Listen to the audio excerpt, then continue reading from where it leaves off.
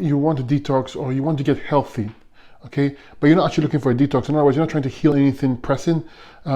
Is there a way to do it so you don't lose too much weight? Yes, there's a way to do it. You just simply go on fruits for breakfast. Lunch, you can have a big salad, and dinner you can have greens or some steamed vegetables or some cooked vegan. Now, this is not a healing regimen. It's going to make you healthier, yes. It's going to make you far better off than if you're eating meat or animal products or a lot of starches. But this is a way of maintaining, so to speak, okay? If you were not in a hurry to get well quickly, or you just wanted to pace yourself, then you would do that. Fruits always for breakfast fruits. It has to be because you're breaking a fast. At lunch, I would have a big salad or a green drink, and dinner I would have some cooked vegan food.